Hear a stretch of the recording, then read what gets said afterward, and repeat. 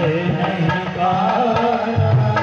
जिन हरि भजन सुने नहीं काना। जिन हरि भजन सुने नहीं काना। श्रवण रंध्र अहि भवन समाना।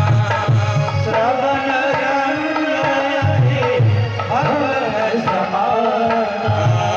जिन हरि भजन सुने नहीं काना।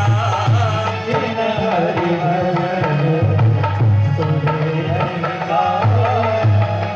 जिन हरि भजन सुने नहीं काना। श्रवण रंध्र अहि भवन समाना। अहि माने सर्प, सर्प के बिल के गड्ढे के समान ये कान होते हैं। कब? जब आपने कभी प्रभु का नाम नहीं सुना, इस जीव से कभी प्रभु का नाम उच्चारण नहीं किया, तो दादर महे, दादर माने मेढक के समान टर टर करने वाले जीव बस।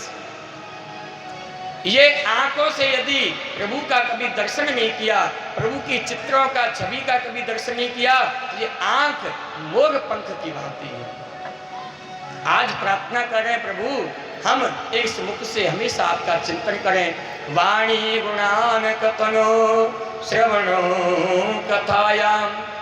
वाणी से आपका चिंतन करें, श्रवणो कथायाम, कानों से आपकी कथा श्रवण करें। हस्तो च कर्म समनस्तव पादयोर्यम, हाथों से दान पुण्य करें, पैरों से आपकी परिक्रमा करें। ऐसा हमें आशीर्वाद दीजिए। परीक्षित ने प्रश्न किया, महाराज यह जो कुबेर के दो वृक्ष थे, यमलार्जुन कुबेर पुत्र, ये वृक्ष क्यों बने? तो ये भागवत में तो प्रसंग नहीं है, पर आपको गर्ग संगता से सुनाता हूं। एक बार की बात है, महाराज दुर्वासा ऋषि सरोवर में स्नान कर रहे थे। स्नान करते हुए निकल रहे थे। उसी सरोवर में आगे ये कुबेर के पुत्र नलकूबर और मणिग्रीव नाम के दो पुत्र थे। उसी सरोवर में वो भी आगे स्नान कर रहे थे। महाराज जी जैसे स्नान करके वहां से उनके सामने से निकले, तो इन्होंने महात्मा को ने तो नमस्कार किया, न दंडवत की, ने उनका आदर सत्कार किया। वृक्षों की भांति निर्वस्त्र खड़े होके महाराज जी प्रणाम। बहुत से महापुरुष ऐसे होते हैं, प्रणाम करेंगे तो वो मजाकिया टाइप में करेंगे, महाराज जी प्रणाम। ऐसे व्यक्ति वृक्ष बनते हैं। कथा कह रही है, मैं नहीं कह रहा। नाराज हो गए दुर्वासा जी, मूर्ख, संतों का अपमान करते हो, वृक्षों की भांति निर्वस्त्र होके अपमान कर रहे हो, श्राप देता हूं वृक्ष बन जाओ। जैसे श्राप लगा, रोने लगे, महाराज जी क्षमा कीजिए, अपराध हो गया। संत तो दयालु होते हैं सब, संत हृदय नवनीत समान, मक्खन की भांति होते हैं। क्षमा याचना की तो प्रसन्न हो गए, बोले ठीक है वृक्ष तो बनोगे भाई तुम, पर हम तुम्हें वचन देते हैं, द्वापर के अंत में जब भगवान अवतार लेंगे तो आप नंद महल के आंगन के वृक्ष बनोगे। भगवान आपके नीचे क्रीड़ा करेंगे, खेलेंगे, और समय आने पर आपका उद्धार भी कर देंगे। आज वो समय आ गया, प्रभु ने उद्धार कर दिया दोनों का, और दोनों अपने अलकापुरी धाम को चले गए। बोले भक्तवत्सल भगवान की जय। अब वृक्षों की गिरने की आवाज हुई। जब आवाज रोक दी प्रभु ने, अब आवाज हुई धड़ाम से। मैया दौड़ के आई, सभी ब्रजवासी नंद बाबा इकट्ठे हो गए। नंद बाबा क्रोधित हो गए, पागल छोटे से नन्हे से बच्चे को बताओ, यशोदा तुम उखल से बांध देती, वृक्ष कन्हैया के ऊपर गिर जाते तो क्या होता? आपने विचार किया देवी कभी? स्वामी मुझसे बहुत बड़ा अपराध हो गया, मुझे बिल्कुल ऐसा ज्ञात नहीं था।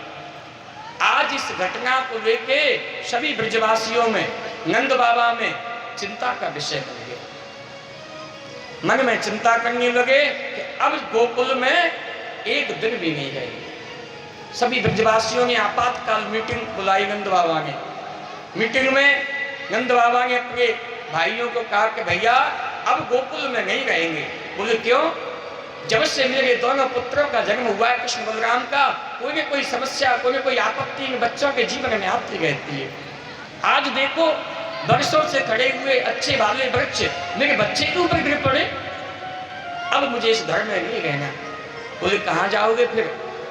बोले वनम वृंदावनम नामम असभ्यम नवकाननम गोप गोपी गवाम सेव्याम पुण्यादीवन देवनम। बोले इस ब्रजमंडल में जमुना पल्ली पार एक वृंदावन नाम का वन है, अच्छी हरियाली है, हमारी गाय भी तृप्त रहेंगी वहाँ। हम तो ग्वारियाँ हैं, हम बच्चों के लिए इस महलों को त्याग सकते हैं, हमारे बच्चे प्रसन्न रहे भैया, हम उसी में संतुष्ट हैं।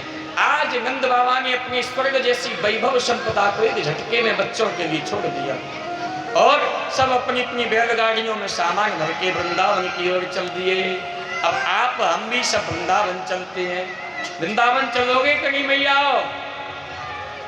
अरे हाँ तो कर दो,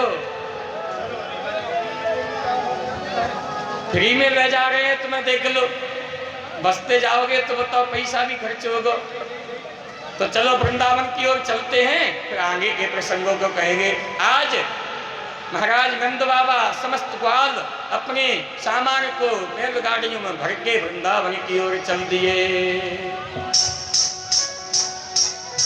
हर मन चल वृंदावन धाम, रटेंगे राधे।